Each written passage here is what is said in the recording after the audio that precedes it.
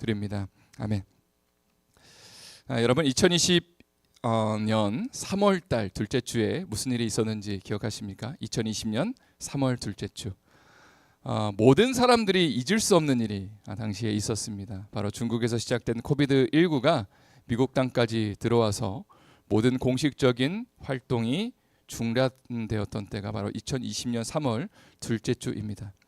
그래서 공식적인 모임이 중단되었기 때문에 교회에서도 저희가 예배를 드릴 수 없어서 온라인으로 예배를 드리는 시간을 가졌습니다. 드리는 것이 마땅하다라고 그렇게 우리는 알고 있었고 실천해 왔습니다.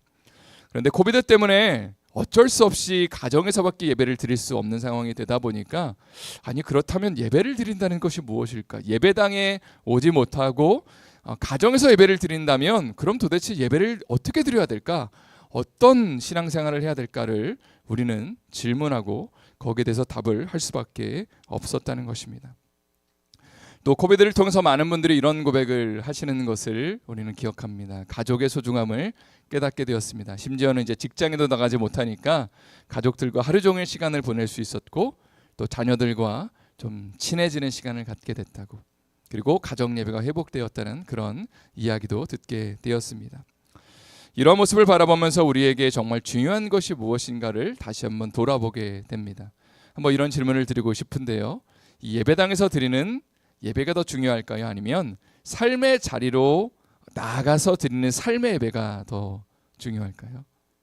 한번 속으로 대답을 해보시기를 부탁드립니다. 사랑으로 사랑해 주는 것, 또 직장에서 주님의 마음을 가지고 사람들을 섬기는 것이 더 중요할까요? 물론 둘 다 중요합니다. 그것이 정답입니다. 하나님 앞에 온전한 예배를 드려야지만 삶의 자리로 가서도 삶의 예배를 드릴 수 있는 예배가 더 중요하지 않을까라는 그런 생각을 해보게 됩니다. 아무리 예배당에 와서 하나님을 뜨겁게 예배한다 하더라도, 큰 은혜를 받았다 하더라도 만약에 주차장에 나가면서 싸우기 시작한다면 하나님 앞에 온전한 마음을 가지고 드리는 그 예배가 무슨 의미가 있을까라는 그런 질문을 던지게 되는 것이죠.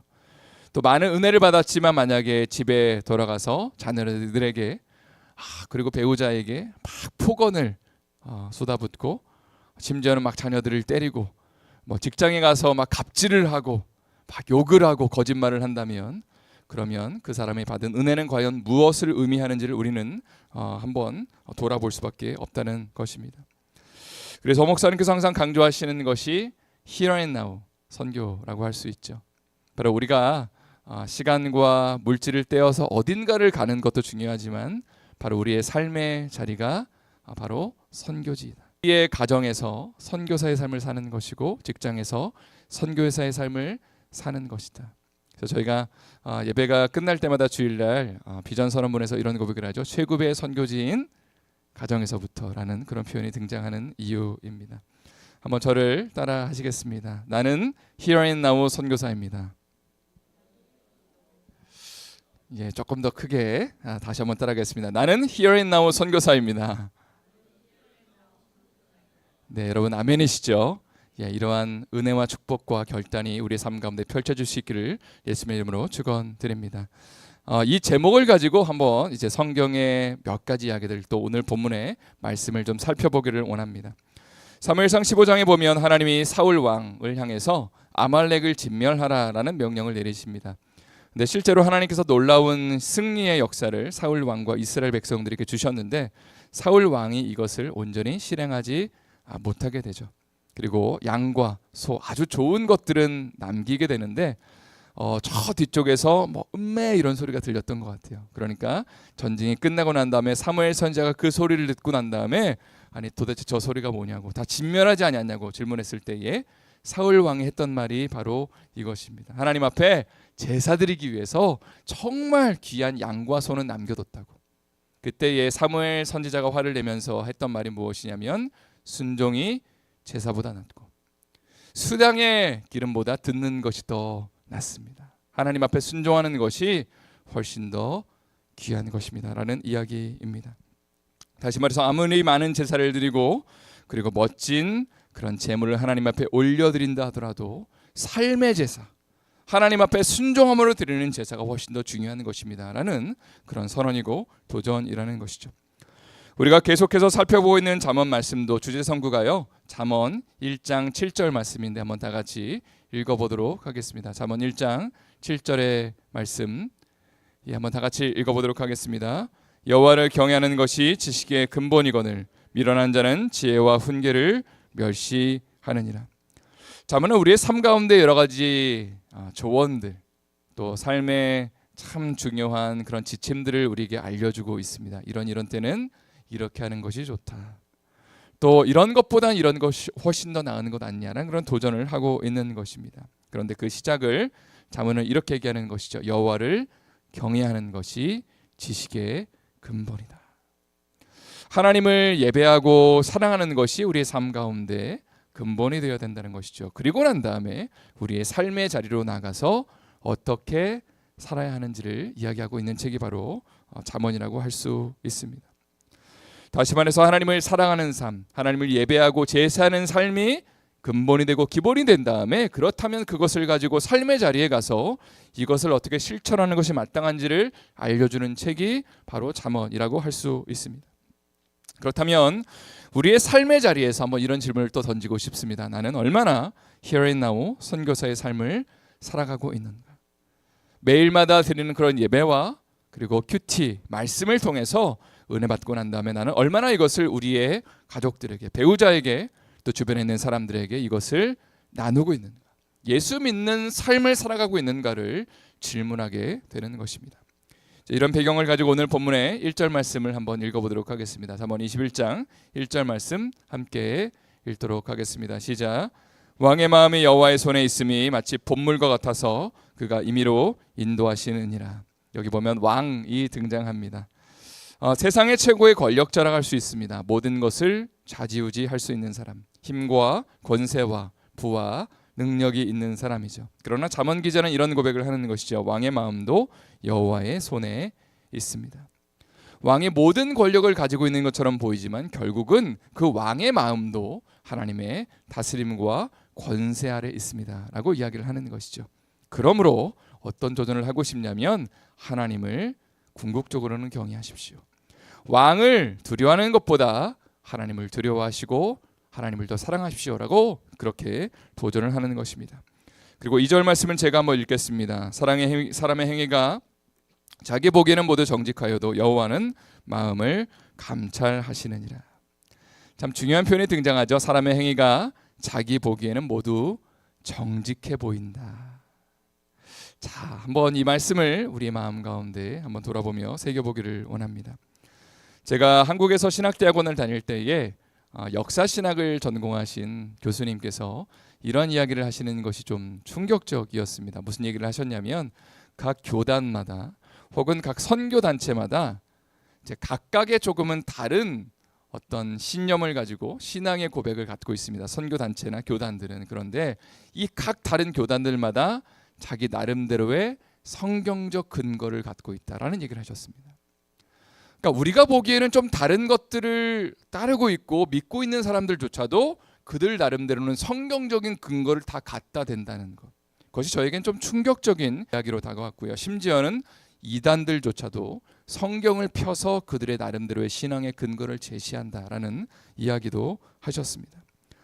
오늘 본문에서 잘못된 길을 걸어가면서 모두가 다 자기 나름대로는 성경적이라고 하는 사람들이 너무나 많다는 것입니다. 그러나 여호와는 마음을 감찰하신다. 그 마음에 어떤 의도와 어떤 생각을 갖고 있는지를 하나님은 분명히 살피시고 알고 계시고 그리고 판단하신다라는 것이 바로 오늘 본문의 2절의 말씀입니다. 핑계 없는 무덤은 없다라는 속담이 있죠. 아무리 큰 잘못을 해도 각기 나름대로의 변명과 핑계를 댄다라는 그런 속담입니다. 사실 이것이 우리 모두의 모습이라는 생각이 듭니다. 잘하든 잘못하든 사람들은요, 자기 자신을 향해서 난 이런 이유 때문에 이렇게 하는 거야 라고 이야기를 합니다. 여러분도 그렇고 저도 마찬가지입니다. 그러나 오늘 본문 2절 말씀은 이렇게 말을 하죠. 여호와는 마음을 감찰하신다, 판단하신다. 무엇이 옳은 것인지 그른지를 결국은 정하시는 분은 우리의 생각이 아니라 하나님이시다라는 이야기입니다. 그런 차원에서 신앙생활을 잘한다는 것은 무엇을 의미할까요? 우리 삶 가운데 아무리 이게 옳은 거야, 이게 맞는 거야 라고 생각하는 것이 있어도 예배하는, 이거는 잘못된 거야, 이거는 너가 바꿔야 되는 거야 라는 그 음성이 들려지는 신앙생활을 하는 거. 그리고 그 말씀이 들려질 때에 우리가 순종함으로, 아, 네 주님, 아, 정말 그러네요 주님, 이거는 제가 잘못한 거네요, 아, 이거는 주님 기뻐하시는 거네요 라고 우리가 주님의 그 음성 가운데, 말씀 가운데 분별하는 삶을 살아내는 것이 하나님 기뻐하시는 신앙생활이라는 것입니다. 이러한 은혜와 축복이 우리의 삶 가운데 넘쳐날 수 있기를 예수님의 이름으로 축원드립니다. 다시 한번 예수님의 이름으로 축원드립니다. 제가 참 좋아하는 말씀 중에 하나가요, 예레미야 17장 9절과 10절의 말씀인데요, 한번 다 같이 읽어보면 좋을 것 같습니다. 다 같이 읽겠습니다. 우리의 마음이다 라고 그렇게 표현하고 있습니다. 냉장고에서 부패한 음식을 여러분 어떻게 처리하시죠? 냄새가 나고 상하니까요. 또 곰팡이가 피어 있고 혹은 벌레까지 있는지는 잘 모르겠습니다. 어쨌든 그것을 발견하는 즉시 바로 아깝다 하면서 먹으려고 하는 것보다 바로 쓰레기통에 던져버릴 것입니다. 자, 그런데 그것보다 부패하고 거짓된 것이 우리의 마음인데 뭐라고 표현하죠? 9절 뒤에 누가 능히 이를 알리오마는, 이것을 아는 것이 너무나 중요하고 하나님이 기뻐하시는 생각이다라는 그런 도전이라고 할 수 있습니다. 예레미야가 쓰여질 당시에 남유다 백성들은 이런 확신을 했습니다. 우리 있어요. 그들은 그런 굳건한 확신 가운데 거하고 있었습니다.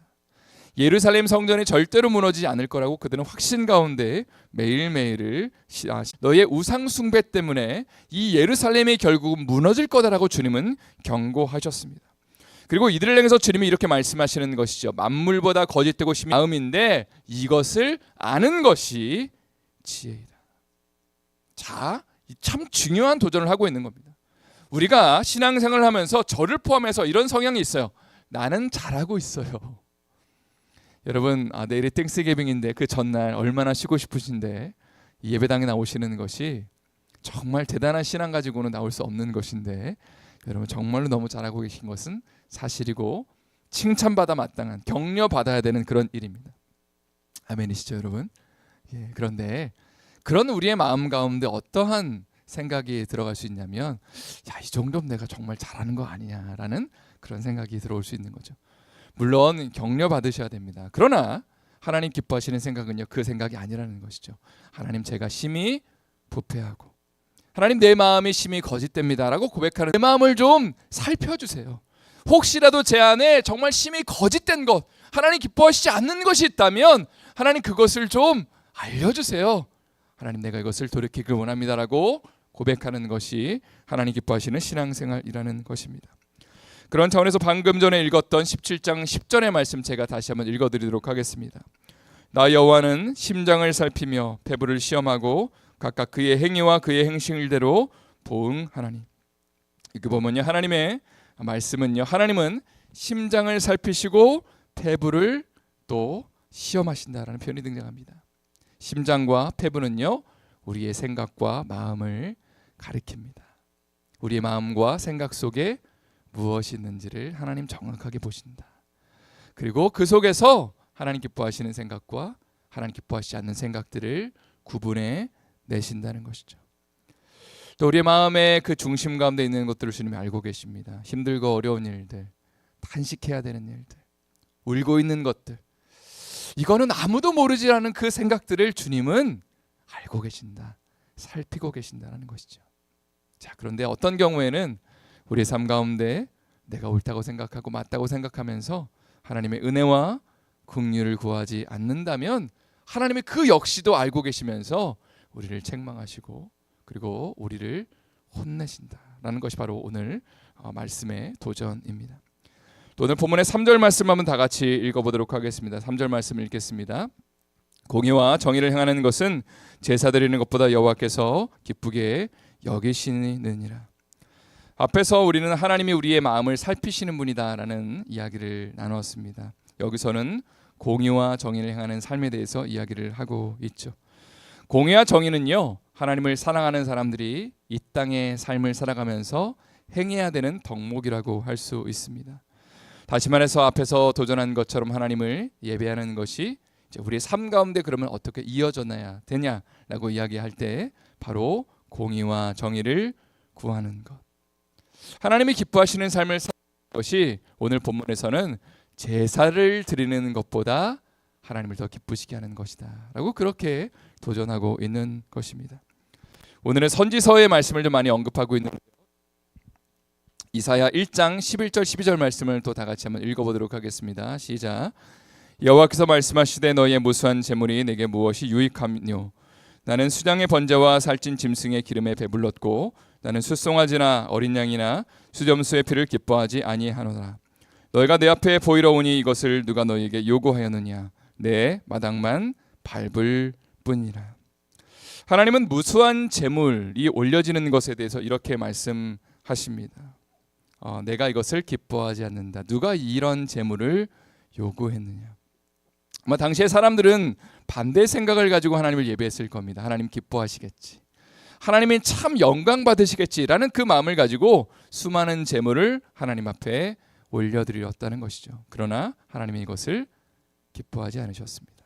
참 내가 역겹다라고 그렇게 표현하셨다는 것이죠.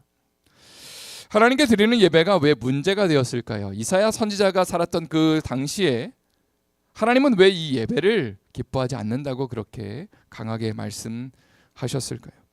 그것은 1장 15절에 나오는데 제가 읽어드리도록 하겠습니다. 1장 15절 제가 읽겠습니다. 너희가 손을 펼 때 내가 내 눈을 너희에게서 가리고 너희가 많이 기도할지라도 내가 듣지 아니하리니 이는 너희의 손에 피가 가득함이라. 이스라엘 백성들이 손을 펼칠 때에 하나님이 그것을 보지 않겠다. 또 많은 기도를 올려드릴 때에 내가 그것을 듣지 않겠다고 말씀하시는데요. 그 땅 가운데 나가서 정의와 공의를 행하고 하나님이 기뻐하시는 정직한 삶을 살아내고 사랑하고 긍휼의 마음을 가지고 돌봐줘야 되는 삶을 살아야 되는데 그것을 살지 못하고 너희가 나는 예배한다고 말을 하지만 삶의 자리에 가서는 온갖 거짓들을 행하고 그리고 연약하고 아픈 자들을 너희가 돌보지 않고 있다, 방치하고 있다, 거짓을 행하고 있다라고 주님이 책망하시고 있는 것이죠.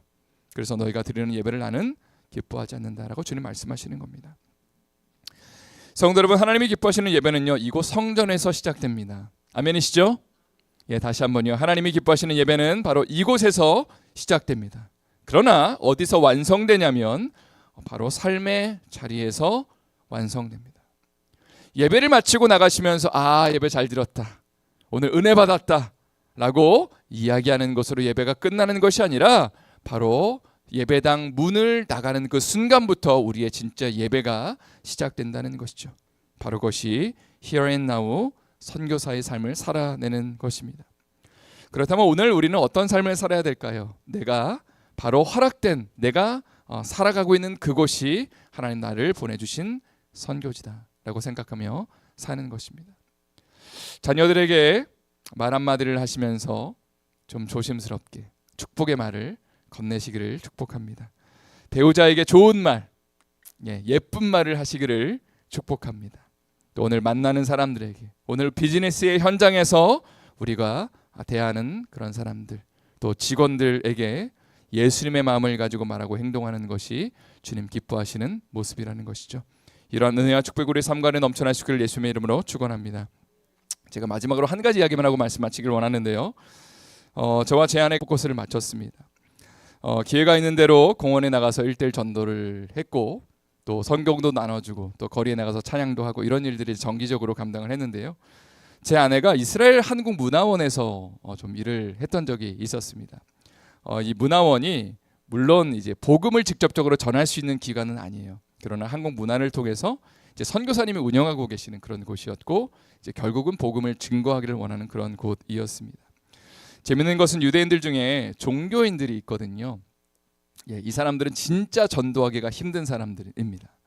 자, 그런데 참 재밌는 게 뭐냐면요. K-팝이나 K-드라마가 들어가니까 그 10대 아이들의 마음을 녹이는 거예요. 그래서 복음이 이들의 마음을 처음 녹이는 것은 불가능하지만 합니다. 그래서 제 아내가 그 아이를 대하면서 참 예수님을 대하는 것처럼 이렇게 대할 수 있었다고. 물론 복음을 직접적으로 증거하지는 못했지만 그 아이가 올 때마다 그 아이를 사랑의 마음으로 품어주고 또 물어봐주고 또 질문해주고 정말로 예수님의 그 마음으로 이 아이를 대할 수 있었다고, 그리고 전심으로 기도할 수 있었다는 그런 이야기를 하였습니다. 또 한 번은 여름에 이스라엘에서 다민족 축제가 있었는데 전 세계 나라들이 이제 참여하는 거예요. 그래서 이스라엘 사람들에게 자기의 문화를, 나라의 문화를 소개하는 그런 시간이었고요. 한국문화원에서도 참여해서 저도 그때는 이제 자원봉사자로 2주를 열심히 봉사를 하면서 이제 한국 문화를 소개하고 또 뭐 여러 가지 부채라든지 뭐 여러 가지 물건들을 또 판매하는 그런 일을 감당을 하였습니다. 근데 저에게는 개인적으로는 참 감격스러운 시간이었어요. 왜냐하면 공식적으로 복음을 증거하러 나가면 막 정말 사람들이 우리를 이상한 눈으로 쳐다보고 막 욕을 하고 정말로 좀 안 좋은 일들을 많이 당하니까 그때는 좀 마음이 되게 위축됐었는데, 근데 공식적으로 이제 한국 문화를 소개하고, 그리고 저희 안에 정말 그동안 답답했던 이 사람들 이렇게 한국 문화를 좋아하는데 예수 믿게 달라고, 정말 마음문을 활짝 열어달라고 기도하면서 직접적으로 복음을 증거하지는 못하는 시간이었지만 그러나 예수님의 마음을 가지고 그들을 섬길 수 있는 좋은 시간이었습니다. 여러분, 오늘 말씀의 제목은 우리는 Here and Now 선교사입니다. 한번 저를 다시 한번 따라할게요. 나는, 다시 한번 힘차게요. 나는 Here and Now 선교사입니다. 선교사의 정체성을 가지고 우리의 삶을, 오늘 한날을 살아가시기를 축복합니다. 복음을 증거할 수 있다면 증거하는 것이 우리의 삶의 골이 되어야 되겠죠. 그러나 하나님이 그 골까지 가는 그 시간들을 허락하셨다면 우리가 맞닥뜨리는 모든 사람들, 우리의 자녀들과 가족들, 혹은 여러 손님들, 고객들을 향해서 예수님의 마음을 가지고 전심으로 섬겨주십시오. 기도하는 마음을 가지고 하나님, 저 사람도 언젠가는 예수님 믿어야 되는데 주님의 마음문을 열어달라고 기도하면서 우리의 오늘 한날을 하나님 앞에 올려드릴 수 있기를 예수님의 이름으로 축원드립니다. 가능하신 분들은 자리에서 일어나셔서 함께 찬양하길 원하는데요.